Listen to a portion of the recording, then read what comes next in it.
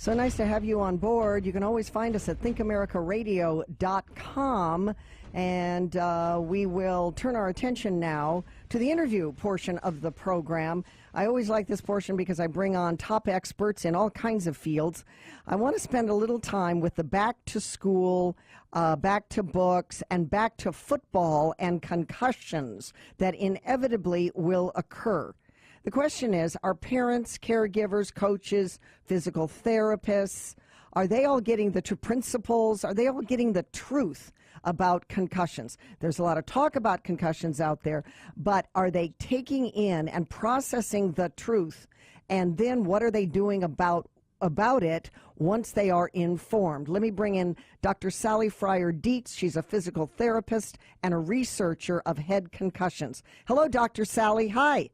Hi, how are you? So nice. I'm just fine, and I want to thank you in advance for coming on the program. I'm very interested in this issue of head concussions. We've now had a couple of major movies about this, but it doesn't seem to make much of an impact, no pun, with big organizations like the NFL or with the diet of football that Americans seem to want, especially as we go into the fall. What is your reaction to it? Are we getting the best information about concussions, and is it changing behavior? Well, I think awareness is the main thing that we've been hearing a lot of lately with all the recent studies that have come out with the risk of CTE and other things with players who played for a long time. Mm-hmm. I think concussions are a real threat, and they are something that we need to be aware of and take seriously so that we can grade the risks and set our kids up for success and not for injuries that can be life-altering. Well, it isn't just our kids either. It's the NFL.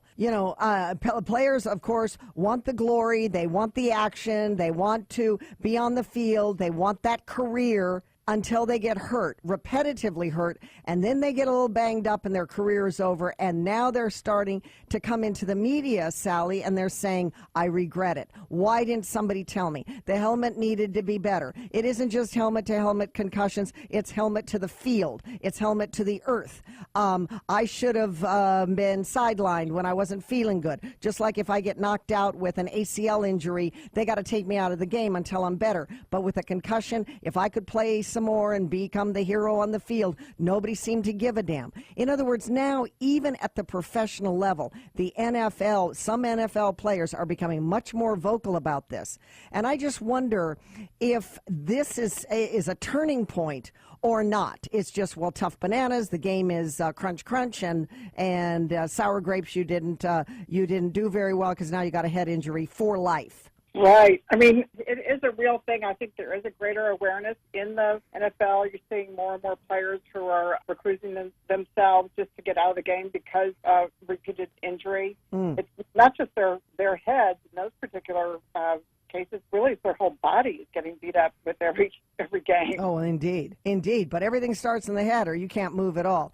As a physical therapist, let's talk about your line of work. People come in. How in the world you deal with multiple concussions as a physical therapist? I would imagine you've got to deal with MDs that are specialists and try to work with parents and so forth. Tell me a little bit about your routine when someone comes in with a concussion or multiple concussions. Well, in a perfect world, we would hope that we would get people earlier in their cycle of recovery.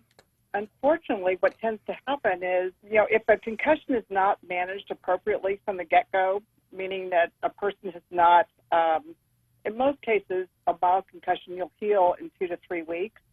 But say a person started doing too much too soon or tried to push through symptoms and ends up having bigger problems as a result, that they're either have a second concussion or a third concussion or they just don't ever get better.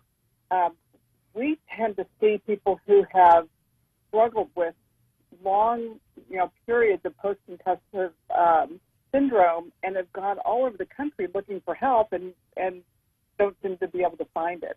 The bottom line is if you have a concussion, the biggest risk of playing sports, in my opinion, is if there is an injury that occurs, you need to take it seriously and treat it until you are completely recovered before you get back on the field or get back to doing things that might potentially put you at risk.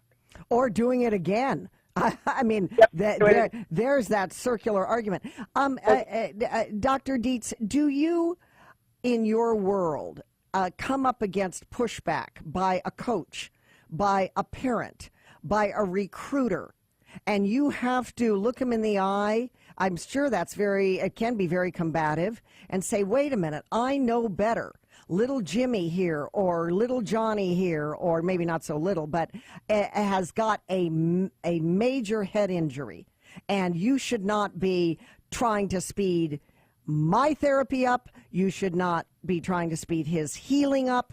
I am telling you now, he should not go back out on that field. I would imagine this kind of dialogue has come your way from time to time. Tell me about it. Yes, it actually has in different forms. Some of the biggest pushback we get are from the trainers or the the professional trainers that are working with the pro teams. If we have a player who, they're getting paid to get that player back on the field, so there's a tendency to really want to rush their rehab, which you can't do. I mean, it's going to take time it's going to take for that particular injury. Those are some of the toughest cases. I also have the parent who, as soon as the child starts to feel a little bit better, they'll think, okay, I think we're good to go. We want to get them back out there because they're really vested in whatever the sport is, or maybe the child is working on a college scholarship. And recruiters are going to be out there, and they want their kid to be seen, and we have had to have those very serious heart-to-heart conversations where you have to outline the risks associated with that. And ultimately, it's the parent who's going to be making the decision, but it's our job to try and get them to at least understand, every parent loves their child, so why would you want to put your child at risk for a permanent, brain injury? That would be the obvious question. You wouldn't, or the obvious answer is you wouldn't to that question. But that's not what they're looking for, so many of them. They want, as you just said, the scholarship. They want the glory of high school football. And it isn't just football. There's other sports as well. So what other sports bring in concussions into your offices other than football, Sally? Well, actually, we see more girls, primarily girls soccer and girls cheerleading. Those are our two highest kind of groups of kids that we see. Next comes horseback riding, equestrian. So, and those are things that you don't even think about. We also have people as they age and they trip and fall because they're losing their peripheral vision. So there's a huge portion of elderly people who have concussions that aren't getting treated because they're being written off for being old. So it's a problem that hits home no matter what age or what sport or anything. Our head is a valuable resource. Well, I always have joked. I said, if I'm in a wheelchair and I can't stand, or somebody's got to push me around and I've got adult diapers on and I'm drooling, as long as I still have some of my mind, I'm good, right? I'm good. Let me go back, because we're down to about a minute and a half or so, and I don't want to cut you off. Let me go back to the football idea, the football thread that we were on. It seems to me that we're not going to go back to a kind of rugby-style football. And yet I believe that we should. And I believe that we should for the reasons that we're talking today, for the reasons that MDs and neurologists are talking, for the reasons that parents say, I will not have my kid in that Pop Warner or in high school football or college football. There's more to life than this. I believe that there are many people out there that they're wising up. But I would hope that we could go back to a kind of rugby style. I'm not sure that's going to happen in spite of all this good literature. But more is being revealed about the brain and about the head injuries and so forth. And they're working on new helmets and new shoulder pads and new turf and all this. How do you see it? Is the new news about concussions going to change the trajectory of the typical crunch NFL style football, the way it's played? Or not? I think there will be changes in the wind.